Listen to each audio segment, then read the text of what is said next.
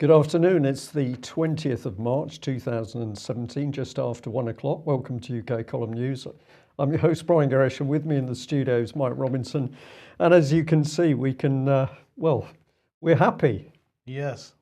Today is World Happiness Day. World Happiness Day. So there we are.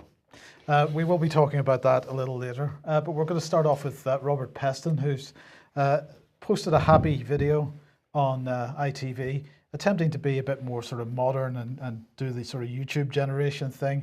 I guess that's his kitchen. But anyway. I think he needs to empty the dishwasher, actually. I had a little look at that photograph and there's a lot of dirty dishes there. Okay. Well, apparently the Prime Minister, he says, is more likely than not to call an early election. And he's saying that this is despite initially stating that she had no intention to do so. He said that it would be difficult. He said it won't be desperately easy, but it's not impossible. Well, in fact, it is pretty much impossible, Brian, and that's the key point. Because what Theresa May said, I guess about a week and a half ago, was that they are not going to repeal the Fixed Term Parliaments Act, which was one of the disasters of constitutional change that they made in this country a few years ago. And of course, what the first Fixed Term Parliaments Act says that she cannot call an election before 2020, unless she either has a vote of no confidence in herself, she could do that, or she has to persuade a majority of 2/3 in the House of Commons to call an election. Well, unfortunately, a 2/3 majority in the House of Commons would be 434 votes. But even if every other opposition party, aside from the Labour Party, ganged up with the Tory Party, that would still only be 420 votes. So they would need to have some Labour members voting for an early general election. And despite how much, or because of how much the Parliamentary Labour Party despises Jeremy Corbyn, that ain't going to happen. They're because they're nervous about not regaining their seats. Yeah. So that isn't going to happen. So Robert Peston talking nonsense as usual, I think. From his kitchen with the dirty dishes. Well, we got some traction over the weekend on the subject of Berlin supporting independence for Scotland. And I pushed out this little tweet. It seems to have gone quite well. I think it's got 163 retweets. So that was good. I simply asked if people had read the report in the National correctly, because they were showing a map where Berlin had been supporting funding, or had been putting forward funding for Scottish independence. And I coupled it with a little joke about Nippy and her flick. It's quite an interesting question, really. The map shows Berlin funding, but of course it won't be Berlin. It's going to be people and organisations. So the question is, who is actually giving the money? Who is actually giving the money? Where is that money coming from? And as we're going to be hearing a little bit later in the news, of course, that Germany has now become our friend. Very much so. What's next? Well, probably this one here, Gordon Brown, which is, we must be desperate if Tony Blair's been pulled back into the political arena. And Breitbart here with a headline from Gordon Brown. Gordon Brown promotes federal UK as patriotic alternative to breaking up Britain. I've read this article a couple of times and I don't really get it.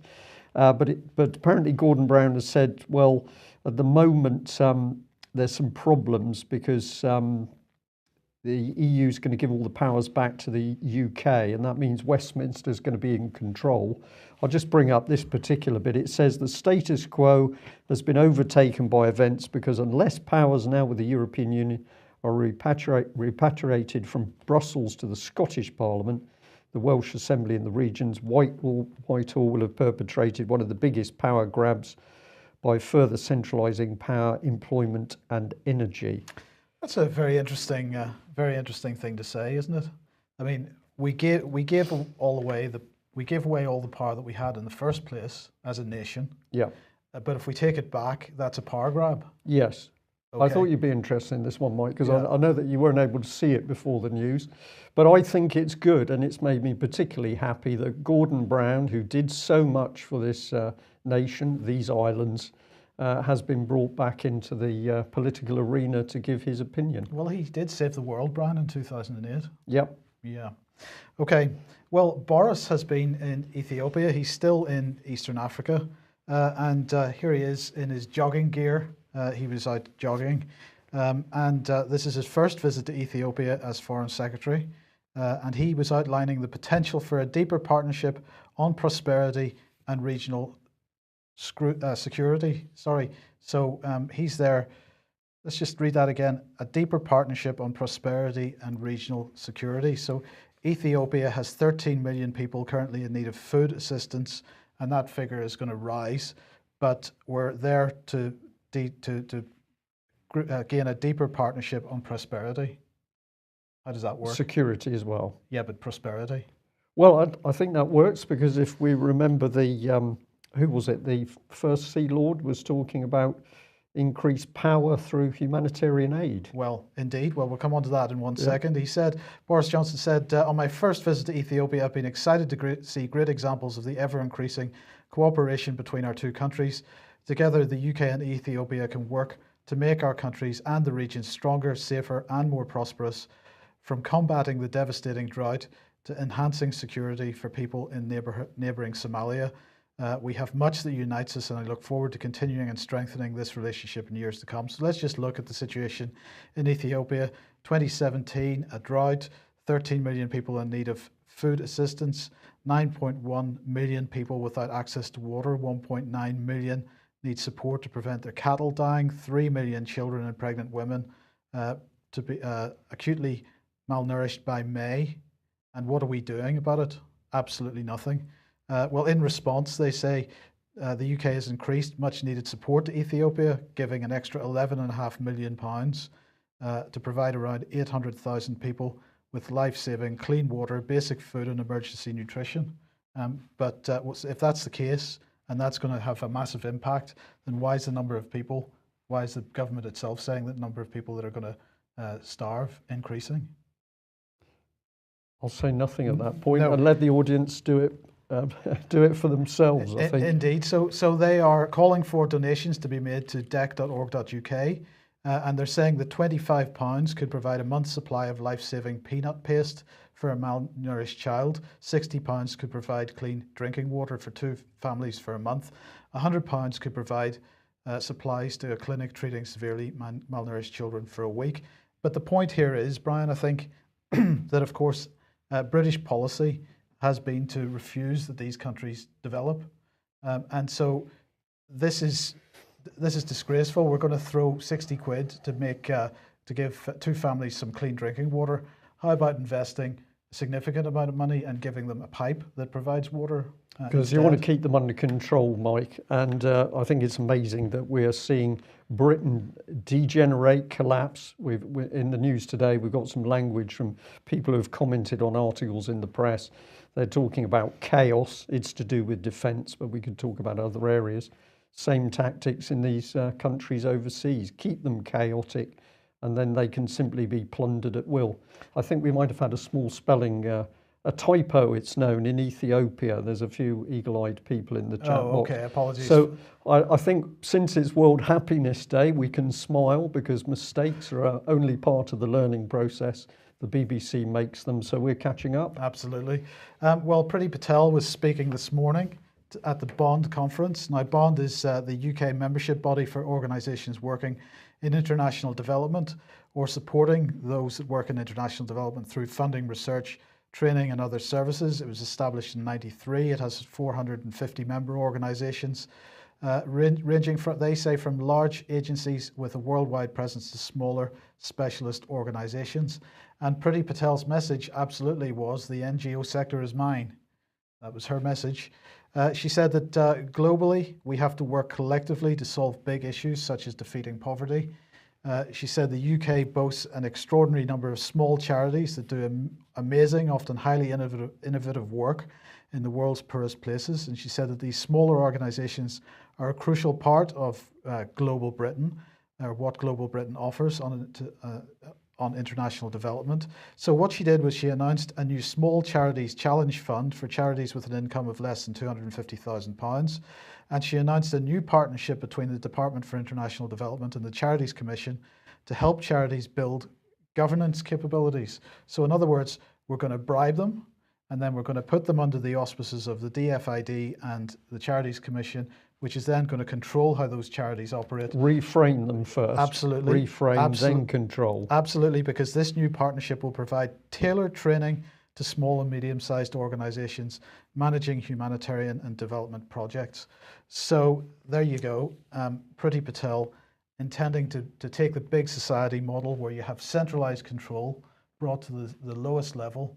And then pushed out through the Commonwealth. So all of these aid agencies are going to be UK government agents, reframed, and then they're going to drive big society through the Commonwealth. Well, that's absolutely right. But of course, where is she particularly focused at the moment? The Horn of Africa, East Africa, the countries that Boris is visiting over the last couple of days, and the countries that are suffering so badly from drought, that have never been allowed to develop and are subject to war because we're going in with our NGOs and other soft power and fomenting war. Yeah. But at least they'll be happy, Mike. They'll be starving, they'll be short of water, but they're going to be happy. What can we say? Show a picture of humanitarian aid arriving. Okay. Arriving in Estonia. Yes, indeed. We're moving on to defence matters now.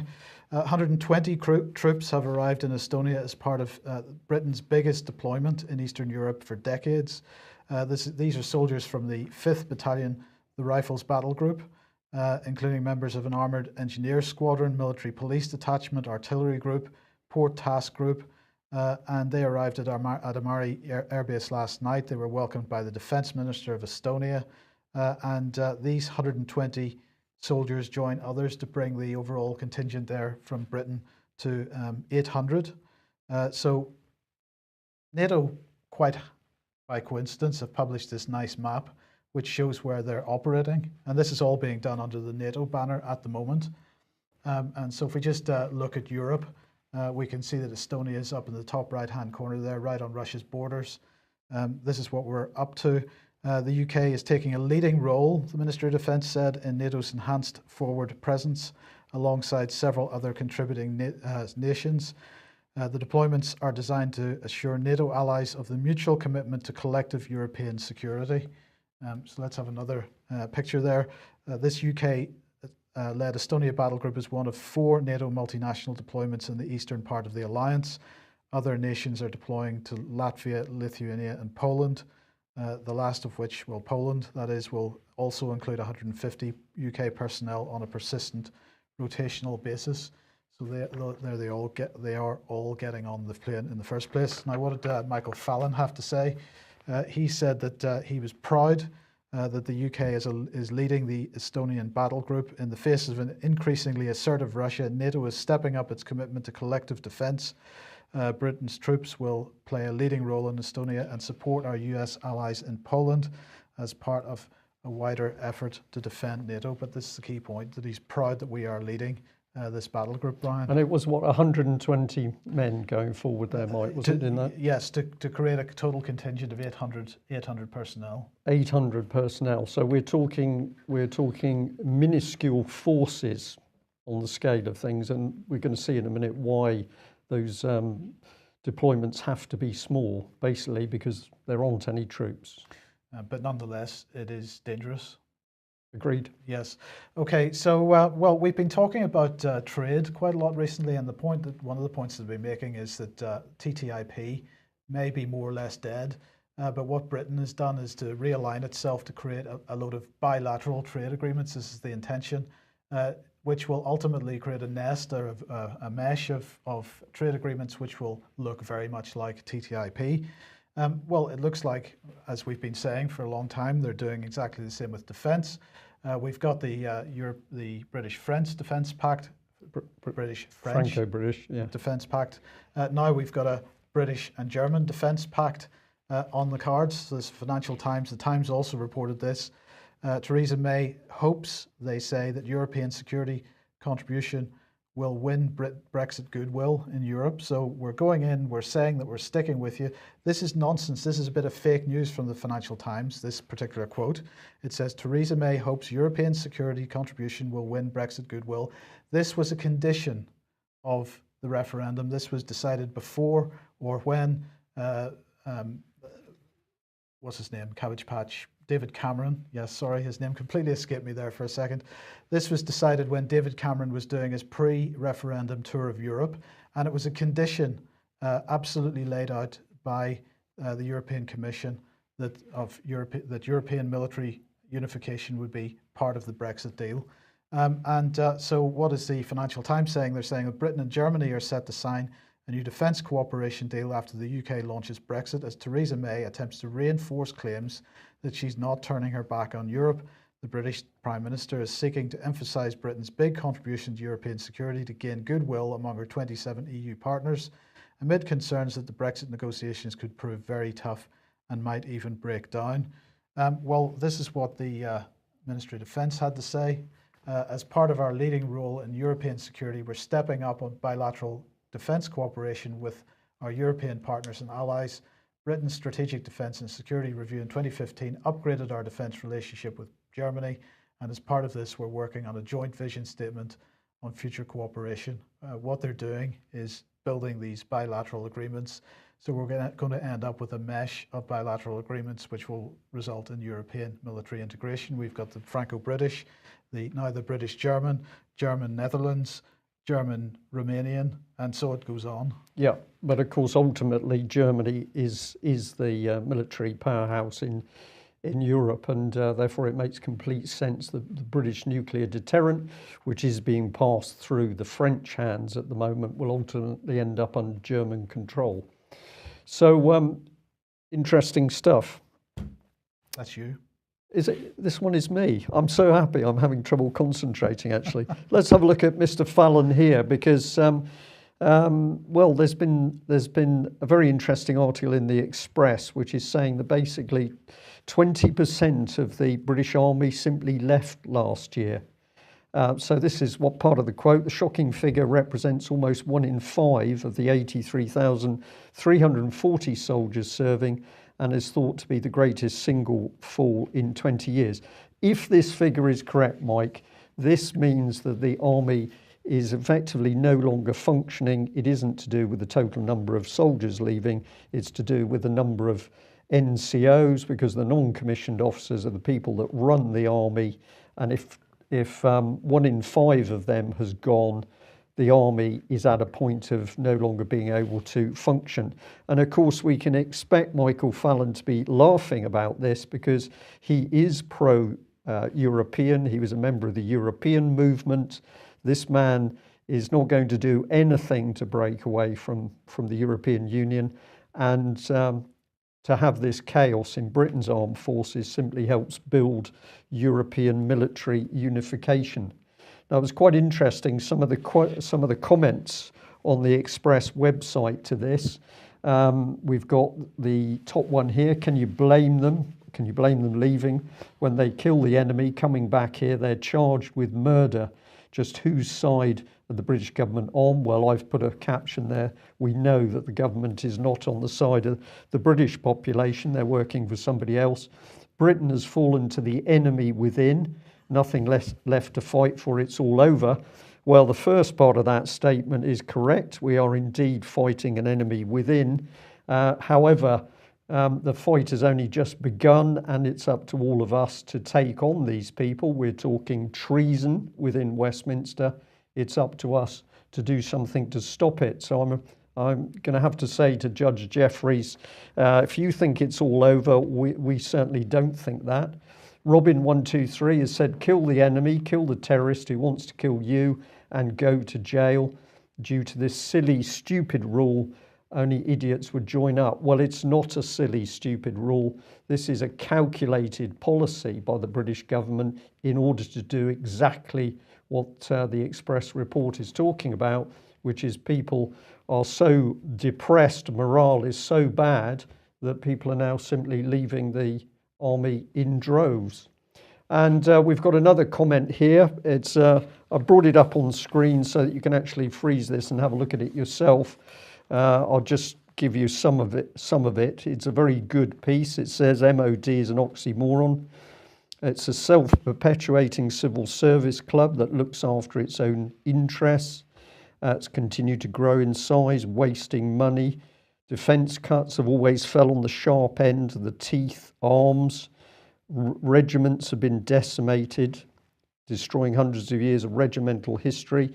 It goes on to say a lack of moral fibre and integrity by generals who never once fell on their swords when told to accept cuts in equipment or training budgets or manpower.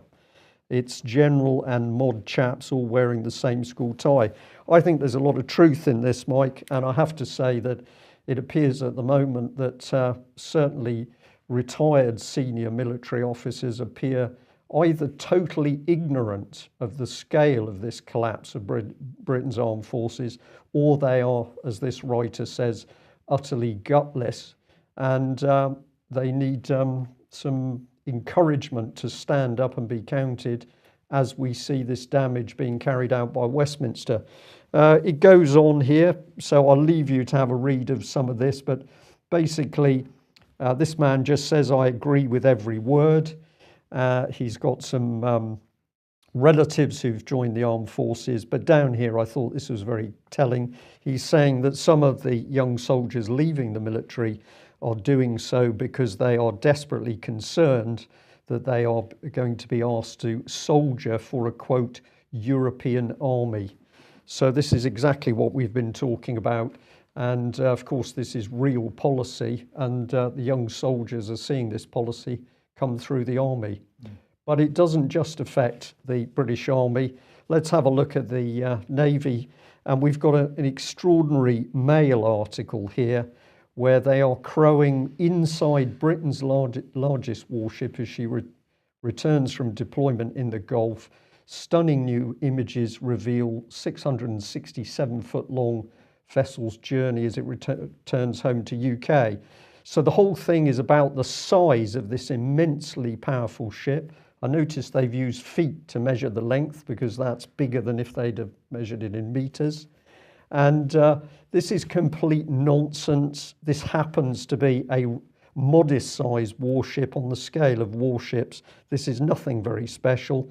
But it isn't just this warship's coming back, because the key point is that this warship is going to be decommissioned next year, sold and scrapped, and/or scrapped. So I'm not really sure what the point of this is. We're celebrating a warship coming back to be scrapped. Perhaps this is part of World Happiness Day, Mike, that we should be happy even though the ship is going to be scrapped. Must be. So let's have a look at the quality of the reporting. So what else did they say? Well, in a scoop, they said a map was found inside the ship. You're laughing. This is World Happiness Day. They found a map inside the ship. Let's have a look at the map. Here it is. It's got a brochure of HMS Ocean on top of it. High threat at the bottom. Mission-specific training, Ocean in Alexandria. This is a map of the journey back from deployment. But I just happened to spot, top right, that we've actually got plates and napkins. So this table is prepared for lunch. And of course, what this is a map made for public and press briefings. But according to the Daily Mail journalist, this was a map which somebody found inside the ship. Right, good stuff. It's Pirates of the Caribbean. I can't really describe it. And this happened as I was looking at the article, and we've got a cartoon video game. I wasn't sure whether this was a real report or this was part of HMS Ocean. Yes. It's difficult to say, isn't it? And we'll go on because Peter Hitchens from the Daily Mail wrote this over the weekend. We're one step and some fruit short of being a banana republic. And he was talking about HMS Dauntless. This is £1 billion worth of Type 45 destroyer, which he says went into service in 2010 and hasn't moved an inch under her own power for a whole year. She's now designated a training ship. Wow. That's £1 billion warship, now designated a training ship, and simply stays alongside. And he says we should change our ship naming policy, do away with the romantic titles of old. Instead, we can have HMS Motionless, HMS Deficit, HMS Mothballs, and HMS Dunroman. Yeah. Well, very good, but of course the trouble is that Mr. Hitchens can't grasp that the Banana Republic is the result of what I call premeditated, calculated treason within Westminster. This is dangerous stuff. So as the services are deliberately destroyed, the Army, the Royal Navy, the Air Force, we have Theresa May carrying on as if there was no problem, and we have Michael Fallon boasting that the Russians are somehow frightened of British deployments of 120 men. This is cartoon land, Mike. So what can we do? We are going to say for people who want to do more than just email, come to the Albert Hall, Nottingham, 22nd of April 2017 for the British Constitution Group. Moot. This is not about set piece talks. This is about people coming together in a series of discussion groups to exchange ideas, know-how on what is going on and what we should all be doing in order to stop it. And I'll also remind people that 19th to 22nd of May, we've got AV8 with Ian Crane, number of speakers. I will be speaking, and my topic will be transformational newspeak, and I will be back on the subject of taking the lid off reframing through language. And I better say today with a smile on my face, because it's World Happiness Day, that some of the UK column viewers have got very upset indeed that we have dared to point a finger at mindfulness. I'm not embarrassed to say that we are pointing that finger at mindfulness because we are watching one of the most dangerous government reframing programs this country has ever seen. It's time people understood it. And I find it remarkable that I've now asked 5 organisations dealing in mindfulness, are there any risks? No response, Mike. A stunning silence. And before I hand over to Mike again here, we'll just say that we did pick up on the fact that George Osborne was taking over as editor of the Evening Standard there in London. This was a diagram we produced a couple of years ago because we were very interesting that we had Mr. Lebedev coming in as owner of this independent newspaper, and of course connections back, well, this is his father, isn't it? Alexander Lebedev, ex-KGB billionaire, Moscow bank owner. So presumably George Osborne being rewarded for his part in helping to destroy UK. We're about to come on to that. So as we have said, it is World Happiness Day. Here we go. International Day of Happiness, 20th of March. What is the International Day of Happiness according to the United Nations? It is a day to be happy, of course. And since 2013, the United Nations has celebrated the International Day of Happiness as a way to recognize the importance of happiness in the lives of people around the world. In 2015, the UN launched 17 Sustainable Development Goals that seek to end poverty, reduce inequality, and protect our planet. 3 key aspects that lead to well-being and happiness. So they have released the World Happiness Report. And the first thing to say about the World Happiness Report, of course, is that there is no definition of what is happiness or what is well-being. So it becomes very difficult to know what it is they're talking about. But it should be noted that in 2016, the OECD committed itself to redefine the growth narrative to put people's well-being at the center of government's efforts, and that's what this is all about. Yeah. So well-being at the center of government's efforts, and of course we should remember that well-being is at the center of, for example, the named person scheme in Scotland, and most of what social services is doing with Child families. protection, yeah. Yes. So the World Happiness Report measures subjective well-being, and that is how happy the people are and why. And what we now know is that Denmark, Iceland, Switzerland, and Finland are the top 4 happiest countries in the world. Central African Republic came last. Well, in the report, for example, I thought it was a little ironic because they particularly focus a whole chapter on growth and happiness in China, 1990 to 2015. And what they're saying is that in recent years, China's happiness has multiplied 5-fold in the last 25 years, in fact. And what's interesting, of course, is that well, China isn't doing anything with regard to sustainable development goals. The type of development that they're doing is something quite different. So it is quite amusing that this happiness report is all about the sustainable development goals, but China's form of development isn't sustainable, but it seems to be having a better effect than the sustainable development goals. Pity for the UN, that is. Anyway, the US and the UK came 14th and 19th respectively. Well, as we mentioned, Brian, here is one man that's pretty happy at the moment, George Osborne, who now has 6 jobs. So let's just look at what he gets paid for each of these. So as Member of Parliament, he gets paid £74,000 a year. As a senior advisor at BlackRock, he gets paid £650,000 a year. As a speaker on the speaking circuit in the United States for the Washington Speaker Bureau, he gets paid £786,000 per year. He's also a Kissinger Fellow, for which he gets paid £120,000 per year. He's chairman of the Northern Powerhouse Project, so he's working to break up the United Kingdom. He's quite happy to do that for nothing. So he does that for nothing. And of course, he's editor of the Evening Standard, and we don't actually know how much he's getting paid for that. So he has an annual salary at the moment of something greater than £1.5 million per year for doing 6 jobs, none of which he can be doing very well.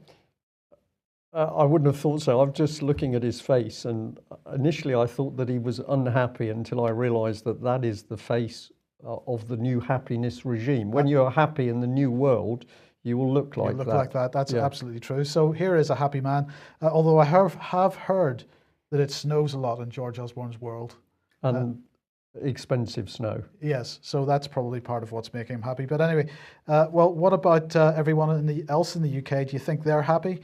Well, no, because in fact, new data reveals that suicide is now the biggest cause of death for men under 50 in the United Kingdom. And more women are taking their own lives each year. That's according to Duncan Selby, Chief Executive of Public Health England. And the Office for National Statistics has released statistics on Friday which show the jobs that people are doing, show suicides by the number of jobs or by the types of jobs that people are doing.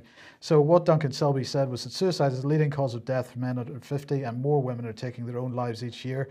Death by suicide is never inevitable, but for a person who is overwhelmed by feelings and events that appear insurmountable, it can seem like the only answer. So the Office for National Statistics analysis, which was commissioned by Public Health England, shows that really men in low-skilled labouring jobs in the construction industry had a risk that was 3 times higher than the average for England. So what they're saying is there were 18,998 suicides in men and women aged between 20 and 64 between 2011 and 2015. And that constituted a rate of 12 deaths for every 100,000 people per year. For 7 in 10 of these suicides, they were able to identify an occupation. They said that males working in the lowest skill occupations had a 44% higher risk of suicide than the male national average. And the risk among males in skilled trades was 35% higher. So it goes on. We don't really need to dwell on the actual statistics, but they said that male and female carers had a risk of suicide that was almost twice the national average, and I think that's a major indictment on the society that we're living in at the moment. That's true, Mike. We should also remind people, of course, that when I did a talk in Swansea on that suicide cluster of teenagers and young people in South Wales, for the first time ever there was a demonstration, there was police called, and that protest had been organised partly through the Labour movement and the National Students' Union, and it appeared that Labour MP Madeleine Moon was particularly hot under the collar. I had parents coming to me wanting to know more information, wanting to know what I was talking about in relation to the suicides, but the Labour Party whipped up quite a protest, and we know that a lot of parents didn't attend. But what I was warning about was the number of agencies that were using applied psychology on young children and there is quite some evidence to show the immense risks attached to that type of training.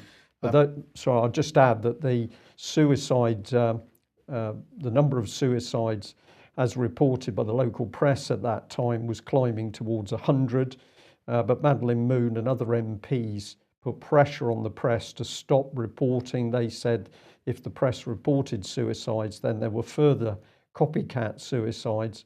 So the suicides were not reported, however, those suicides continued. And we know that the numbers are well over 100, and I believe that they are still continuing, but no investigation. Absolutely. Well, the question is, how is happiness influenced? And perhaps we get a clue here. Propaganda, a key mechanism, but as newspapers become strapped for cash, social engineering and behavioural insights becoming a key part of their revenue stream. So this is why the Independent pushing out this kind of trash. But the happiness index, this is social engineering on a global scale. They're actually assessing people's happiness to see what sort of effect policy making is having on people's lives. And I mean, here's a very simple example of what I believe is absolutely a piece of social engineering and behavioral insights gathering. This article in the Independent, 8 things you should never ever Google. Of course, it has a big "don't do it" sign on there, which can only have one effect. People will do what they're told not to do. So lots of people are going to follow the instructions here. The instructions say, warning, this article contains not suitable for work and disturbing subject matter. They say Google is what paper-bound encyclopedias were 100 years ago. However, unlike books, Google gives you access to information which actually doesn't contribute to your learning. And so they list 8 items here which you should not go and search.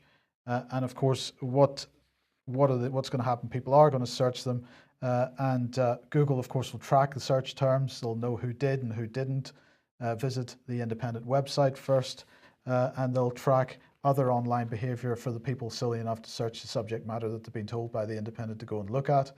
That's all. This stuff's all guaranteed to make you happy, because, as I say, if you look through this list of 8 things, they're pretty disgusting, actually, and all there to make us happy, but they're also there to track us and sort of make an assessment about what effect this type of material has on people's behaviour. Yeah. Just to end this subject, of course, will a shared society make us happy? Well, I don't think so. And I just want to highlight this new article on the UK Column website, the Shared Society Project. This shared society is what Theresa May is pushing extremely hard at the moment. But the question is, where did the idea of a shared, well, what is it, and where did the idea come from? And we need to look at the Club de Madrid for that. I would like to ask everybody to read this article for a start, but most importantly, share it, because the Shared Society Project is something which is pretty key to what we're seeing from a policy perspective at the moment, and we need to understand what it is. Okay, well, let's move on to one of the subjects that we've never dropped, and that is the abuse of children. I'm going to say a big thank you to one of our overseas viewers who pointed us at a freedom of information request which had gone into Avon and Somerset Police. This is it. It says child abuse involving witchcraft, and essentially it was asking for any data where it was child abuse involved in an accusation of witchcraft or possession by spirits. And there was a very detailed paragraph at the top which said, gave various forms of this, various names, etc. But it was a concise request, but obviously made in very specific terms. And what was of great interest was the answer from Avon and Somerset. They said no information has been identified in relation to this request. In addition, Avon and Somerset Constabulary can neither confirm nor deny that it holds any other information relative to this. And it quotes section 23.5. And what is that about? Information supplied by or concerning certain security bodies. So somebody asks about witchcraft and children, and the reply that we get back from Avon and Somerset is that, well, no, we can't really tell you about this because of certain security bodies. And then they qualify Section 23 itself of the Freedom of Information Act 2000, that this stipulates a generic bar on disclosure of any information applied by or concerning certain security bodies. So I was intrigued to know what would the connection be between children being abused through witchcraft and security services. Well, we haven't got an answer on that yet, but I think this is something for Avon and Somerset to be challenged on. And I then just thought, well, let's have a little look at this in context of the chief constable at the time. So 2005, it was this gentleman in control, Nick Gargan. He had to resign because he had some rather smutty photographs of a lady friend on his mobile phone. There were a few other problems. It was all played down at one point, but then it really stuck, and so he was forced to resign. So what does it say to us? Well, we had a rather mucky chief constable in post, but when we got asking about questions of nasty things happening with children, it's apparently so secret that it's not for the public. Right. Well, let's have another little look, because we've got a new Chief Constable now, Avon and Somerset Chief Constable Andy Marsh. And wasn't long before we found this headline: Bristol's top cop cleared of wrongdoing during child abuse inquiry. So although accusations of failures have been made by families in relation to child abuse, delighted to see that this gentleman was cleared. And did he clear himself? No, another policeman cleared him. This is the very man. So we've got Stephen Kavanagh from Essex. He was brought in to clear Chief Constable Andy Marsh. But I did find this headline which said, "Frightening neglect of child abuse victims by Essex police is unacceptable," according to the children's charity. So let me understand this. We've got one police force which is criticised by the children's charities for neglect of child abuse victims, investigating another police force for neglect of child abuse victims. Yes, but I think you've got to look at this in a happy frame of mind, Mike, because you may feel that this is rather concerning that we have one police force which is failing in protecting children, and we use that police force to come in to investigate another police force that's failing to protect children. Sorry, did you say police farce there? Probably did. But really nothing to worry about. I just wanted to drop a label over the top of that, if I may, which is this. So how much child abuse evidence is being hidden by British Secret Services at the moment? It's not a question of is it, because we've now got a public statement that it is. We simply need to ask the questions, how much child abuse is being hidden by British Secret Services? So here's the man himself, and in the article he says, "Our investigations, our perseverance, our work with partners and our sensitivity in supporting victims and their families made that happen." He was talking about 33 child sex offenders being jailed. Remarkable number. Yes. Similarly, we dealt professionally and responsibly with the vast majority of more than 2,600 cases of children who went missing last year. So my question is, if 2,600 children went missing, and as far as I can see, this is just in the Essex police field of operations, how many of those children came back? If you multiply this figure by 43, I think it is, police districts across UK, you're talking about 113,000 children missing at some stage per year. And this ties in remarkably well with statistics that I tried to find some years ago, or I did find some of those statistics, which indicated that roughly 10,000 children were missing a year. And never come back. But we don't have a child trafficking or child abuse problem in this country. No, of course, that's a ridiculous concept. But I'm also puzzled as to why there should be such a huge furore over the disappearance of Maddie McCann, tragic though that is, in relation to these statistics. And I think the public needs to be asking British security services how much information and evidence and data they hold on abused and missing children.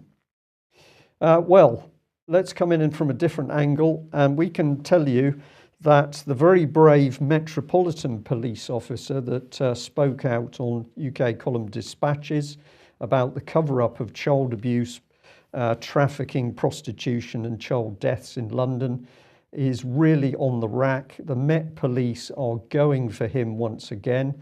They've got him back on half pay, and he's now facing a new set of discipline charges which apparently relate to contact with the press. Now, that's not with us. That's actually, the implication is that he's been talking to other press agencies, but his description of the Met Police at the moment, absolutely brutal in trying to silence him and indeed 4 or 5 other police officers, male and female, who are also saying the same thing, that British police forces, including the Met, are deliberately covering up the abuse of children. And Cressida Dick, they're now heading the Met. This gentleman's had absolutely no support from Miss Dick at all, and no support from the policing minister, Brandon Lewis, who of course has never answered our open letter about what he was going to do.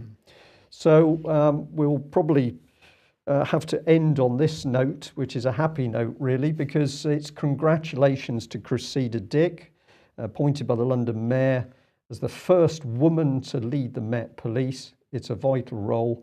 And I did just notice that this tweet had come from our very own Harriet Harman, who just happened to be the former deputy leader of the Labour Party, who lobbied for rules on pornographic photos of children to be relaxed, and supported Liberty, National Council for Civil Liberties, when it was linked to the paedophile organisations Pi and Pal.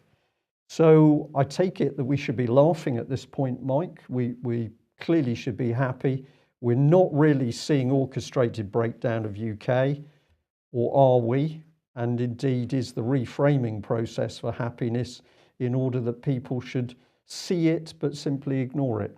Absolutely, because it doesn't matter how bad it gets, we're going to be happy about it. We're going to be happy. Don't worry about the bad news. Let's just concentrate on being happy. Boris Johnson making all of those people in overseas countries happy. Estonia is going to be pretty happy shortly. It's looking good. Yes. Well, there we are. World Happiness Day, the report from UK column. I hope you've enjoyed it as much as we have. We've had a lot of fun. We think that Britain is in a world-leading position, and as a result, we can all be pretty chirpy. And since all of our viewers and listeners are happy, I think I'm going to use this as an opportunity to say we need your support over funding. We want to expand the work that we can do as UK column. We need more people subscribing, and we know there are a great many people who appreciate what we do. They watch the broadcast, they're following what we're doing via the website, via Facebook and Twitter, but they think because it's for free, we don't need to help. So we would like to say, with a big smile on our face, if you're enjoying and using information from UK column, but you're not yet subscribing, please would you consider doing that? It will make you happy. Thanks very much. Bye-bye. Bye-bye.